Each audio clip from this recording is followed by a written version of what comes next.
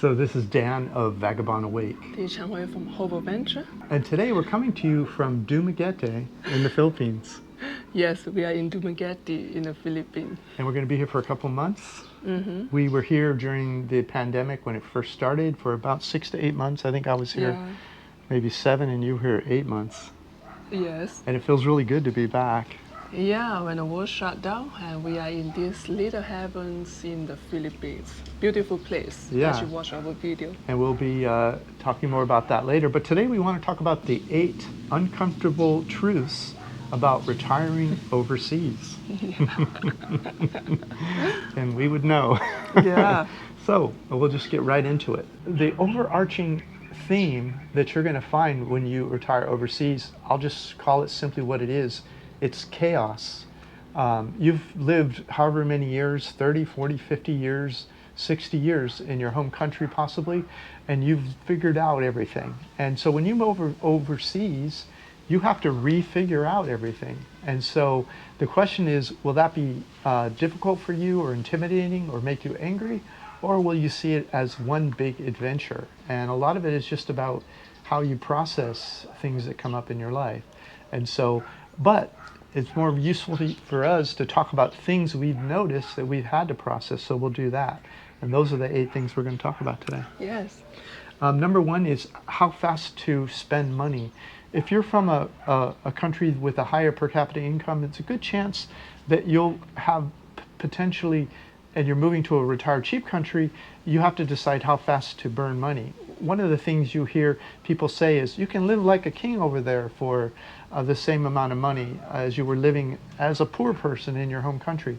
Well, that may be true, but it may also be smarter for you not to spend as much as you were going to spend in your home country. Yes. But to tone it down, because there are some unknown things in your future. For example, inflation would be one of them, and also there might be some emergencies that come up in retirement overseas that you want to have cash for.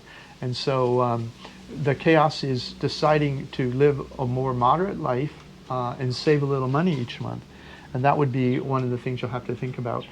And when people move overseas, they're kind of like kids in a candy store. They're like, wow, I can buy this, I can buy that. All these other things I can buy that I couldn't at home, or I can eat out more, I can party more. And so if you're smart about it, you won't spend all that money.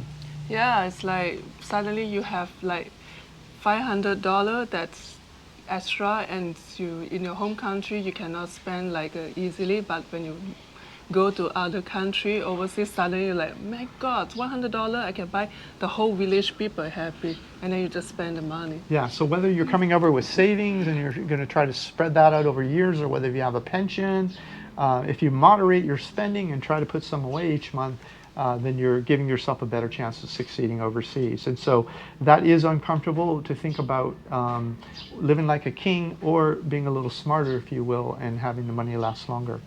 Okay, next up is called relationship glue. So when you're in your home country and you're in a relationship, you have glue. And what is glue? It's your sphere of influence, your friends. Let's say you're a couple.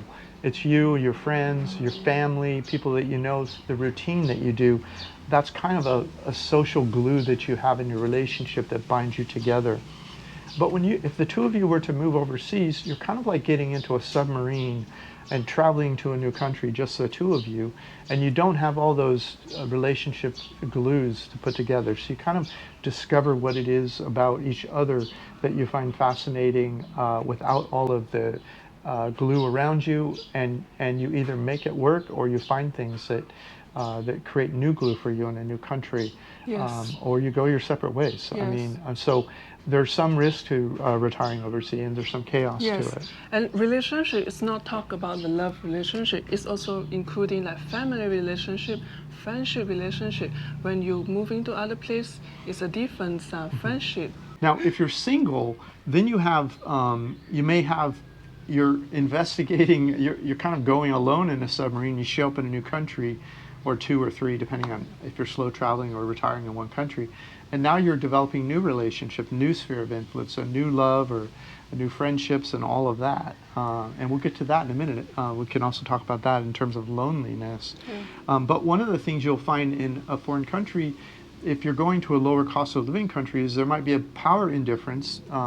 Many people find themselves in a relationship where they're a little older and they have a little more money, and they're with someone maybe more beautiful than they could have dated in their home country that's younger. And so there's like a power indifference there that could create some chaos that you'll have to figure out. And then loneliness. Who do you turn to if you're single and you retire overseas and say, hey, look at that beautiful sunset over there, look at the beautiful flowers or whatever, right? And if you're single and you haven't met anybody yet, you can experience some loneliness. So Yeah, so you have to prepare for your emotion support. yeah. So that you can prepare for yourself for your loneliness. You will not be lonely for a long time, but when you're moving to a new place or you're traveling to the new place and you are single, so you have to deal with loneliness. You can date to meet people, you can get involved in social groups, whatever, or religion. There's different ways you can meet people when you get to a new country. But, and you can also decide, or you could do both. You could focus mainly on expats that you meet overseas, or you could meet locals, and there's various benefits to both. Expats can teach you about things they've learned in that country, how to solve problems they didn't have in maybe your country or similar countries back home. And if you deal with locals, they'll teach you how to live in that culture in a meaningful way. Yes. They're more, if you will, can teach you to adapt better. Sometimes expats are sort of feel like they're on the outside of a culture looking in, and that can create more loneliness. And then if you do get into a relationship, and you've been socialized in different worlds, you might feel lonely in a relationship because they don't understand everything that you've experienced in your life, and of course you don't understand everything that they've experienced in their life. Yeah, the culture, the language, the religions maybe sometimes. So it's a lot of the factor about that. Right, and so those are some of the things. Those are some of the uncomfortable truths about retiring overseas, and the chaos that it could be introduced into your life. Another one that happens is invariably after a year or two, you're going to go back home. I've been outside the U.S. now for 16 years, and when I go home, I have a little bit of a feeling like I'm an imposter in my own life. So what do I mean by that? So when I lived in the U.S. full time, I was into sports. I knew who all the teams were. I was reading about politics. The friends that I had, the sphere of influence I had developed over all those years, were used to that person showing up. And so now when I go back home, I don't really have an interest in a lot of that. I've been traveling around the world. There's a lot more things I've learned about and that I'm interested in. And so now I still love these people, and they're amazing people. But sometimes I find myself just listening more about what they're talking about rather than jumping in, because if I try to jump in and explain about this country or that country or how things are different, they don't really have a sphere of reference for that. And so mainly I find myself just listening to family and friends when I go back home. So I'm kind of an imposter in my own life, if you will. I'm sort of stepping back into shoes that I lived in 16 years ago and listening to people. And it's almost like I'm going back to the same conversations I was having with them when I left 16 years ago. And so Yes. I love it when I see the people and find out what's going on. And of course, I follow them on social media and chat once in a while. But it's nice to go home and see them. But it's almost like I'm in a different world when I go back, and I'm not as drawn to it as before. I think it's more fascinating living outside my home Yes. country and learning about new Yes. places and people and things and foods. Often I'm happy after a couple of weeks or a month when I come back and I'm living outside my home country again. Yeah. It's kind of uncomfortable to talk about that. So yeah, that's true. That when I go back that time, that's also that they keep talking the same thing, but while we already been traveled, that we are not really interested on the old stuff. But I'm great that I have two different group people. So I have a group that talking about past. I have a group of people talking about future. Yeah. So I'm happy with that. Yeah, and then most people like to talk about past, but it's great to have some future friends. Yeah, and the next one is I would love to share is the language. Yes, most of the country they speak English in Southeast Asia, but in a big city. But when you go to the small city or small town, they not really speak English, or even the English will be like we call, okay, please take me to McDonald's. So they say, what McDonald's? The same word, but the pronunciation is different. Yeah. It's caused some problem, but eventually you will be learned.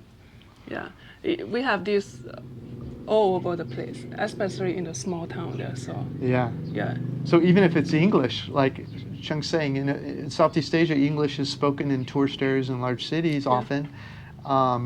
They might even be saying the same words, or you're saying the same word as them, but you don't recognize that you're actually saying the same word. Yeah. So even if it's English, the language can be an issue. And of Yeah. course, when you're like when we're in South America or Central America or Europe, and they're speaking a totally different language. Of oh, course. they speak Spanish. The Spanish also is different. Each country saying the different word for the avocado. I tell you, really. I think in Peru they call panda. Oh, I don't know what they call, but different country call avocado is different word. Yeah. And so that's where we find ourselves using Google Translate a Yeah. lot. It works both live, where you speak into it and it'll speak the language to them, or you can hack your way through it and learn Yeah, it's fun. verbs and nouns, or you can use Google for that. But Yes, it's language fun. is definitely a chaos when you first get outside your home country, and can Well- last for years if you travel like we do. Well, you can say it's chaos or it's turned to be interesting and fun. Yeah. So it's how you see the life and how you see the world. Yeah. Yeah. So the next ones I would like to share is personal care, medicines, and the comfort foods. Well, when you retire overseas, it's very uncomfort if you cannot find a place to chill you down or calm you down. That's about the loneliness, about the emotional support. Suddenly you found a cafe, they make a nice coffee like you having when you're back at home. That is calm you down and make you feel that you are not alone. You still feel the love surrounding you. Yeah. Comfort. Comfort.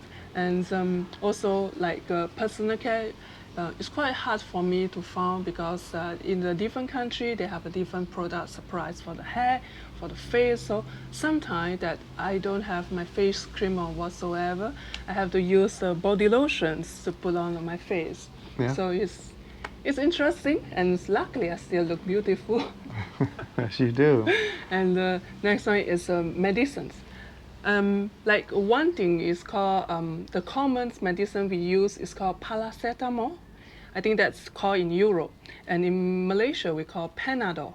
And in some other country like US, you call it different. I can't remember right now. Yeah. It's whatever Tylenol is. Like Tylenol, yes. Tylenol is the brand, but the underlying medicine is the same across the world. Yeah, but you're called Tylenol. So different, Tylenol, yeah. different country, they have a different call for this small medicine, but it's a powerful medicine because it is cure for fever, coughing, runny nose, body pain, Yeah. So I always carry medicine with me because sometimes I don't know like how to call the medicines when I go to pharmacy or some country like Europe that you need to have a doctor prescription for any Yeah. any medicines. Almost in, yeah. They'll have a few over counter. Yeah.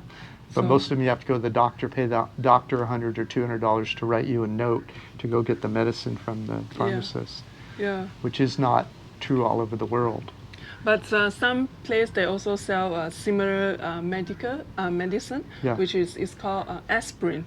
Aspirin and Yeah. Panadol is almost the same effect. So Yeah, same effect. yeah, so sometimes it's quite hard to be like you have to go to find your daily care and also your dentist. Dentist is quite important, so you have to find. Sure. So it will be a little bit difficult, and you have to find and looking and meet with the friends. They recommend you, and you go try. Right. Maybe the doctor they recommend you, they are happy with that, but you are not happy with that. Different people have different comforts, so you need to find your comfort. Yeah. That's what I'm sharing. And that's information, some problems you're going to need to solve by talking to expat friends. Yeah. Expat just means expatriate, which means people that are living outside their home country. They call them expats for short. You'll find them from your country and from other countries, around every country of the world. And you can often find them on Facebook. If you just say the name of the city you're in plus the word expat, you'll find a web page in many parts of the world. Yes. And you just ask your question there and people will answer it, or you meet them for lunch, or over time, like right now, as we said, we're in Dumaguete in the Philippines. There's a lot of expats in some cities. This is one of them. And so when you need something, haircut, dentist, doctor, you just talk to the other expats. Other problems you're going to need a local to figure out how to solve, because they'll know how to cook local foods, recipes, where to buy things, how to do things cheaply. And so you need to develop skills not only with expats but also with locals. Yeah. And that helps quite a bit too. So those are the 8 uncomfortable truths that we came up with today. And I'm sure one of the nice things about my channel is there are expats from all over the world watching, because we travel all over the world and we share the world with you. And make sure to read the comments below and you'll hear some more uncomfortable truths about living around the world. So Yeah, and please share about your uncomfortable truth when you're living overseas or travel overseas. yeah, and we'll put it on the list for next time and talk about it. Yes. We just made a video on Chung's channel called The Biggest Challenges of 7 Years of Slow Travel. We've been traveling the world together, the two of us, for 7 years now, and we'd like to share with you some of those challenges. Go over to Chung's channel and watch that now. It's right up here. Yeah, Bye-bye. Bye-bye. Bye-bye.